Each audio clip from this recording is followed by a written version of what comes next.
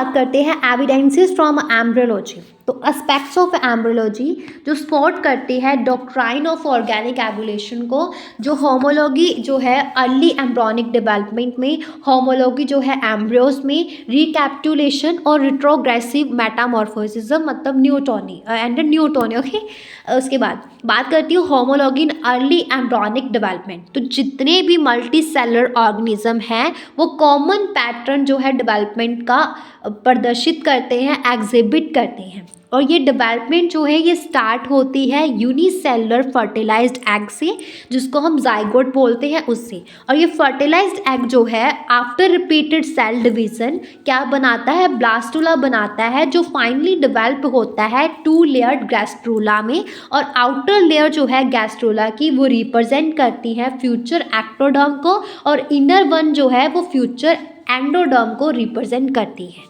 Homology इन embryos, तो हाँ जो अर्ली एम्ब्रियो है सभी वर्टिब्रेट्स में वो रिमार्केबल सिमिलैरिटी शो करता है। It is not easy to differentiate a human embryo from the embryo of chick, lizard, frog और fish in early stages. Clear है। और रिकैप्टुलेशन थ्योरी और बायोजेनेटिक लॉ, तो हेकल ने फॉर्मुलेट की रिकैप्टुलेशन थ्योरी और बायोजेनेटिक लॉ, जिसके according क्या था कि ओंटोजनी रिकैप्टुलेट्स फाइलोजेनी, मतलब लाइफ हिस्ट्री जो है रिकैप्टुलेट करती है एवोल्यूशनरी हिस्ट्री को।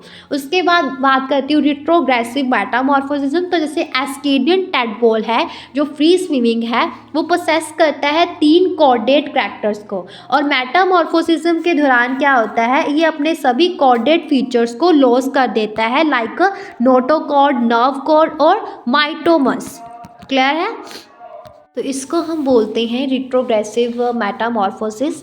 और लार्वा जो है हेल्प करता है डिटरमाइनिंग इट्स कॉर्डेट नेचर। तो न्यूटनी रेफर करती है रिटेंशन ऑफ अ लार्वल और embryonic traits in adult body to retain, जिसकी एग्जांपल है retention of embryonic cartilaginous skeletal in adult in a Chondrichthyes and a larval gills in some adult salamanders. Clear है। तो अभी next बात करती हूँ उसमें नेचुरल सिलेक्शन। तो इंडस्ट्रियल मैनेनिज्म एक स्ट्राइकिंग एग्जाम्पल है नेचुरल सिलेक्शन की in the process of evolution, जिसको स्टडीड किया गया था बाय R.A. फिस्कर और E.B. फोर्ड और H.B.D. कैटलवेल के द्वारा। और इन्होंने क्या बताया कि appearance of dark melanic form of कुछ ऑर्गेनिज्म जैसे कि मॉथ्स इंडस्ट्रियल रीजन्स में क्या करते हैं, soot emission from a burning of कोयल has been heavy so as to colour the background. Kettlewell ने रिपोर्ट किया melanic form of 70 species of moths from a Britain and Europe. और best studied type जो है वो peppered moth है।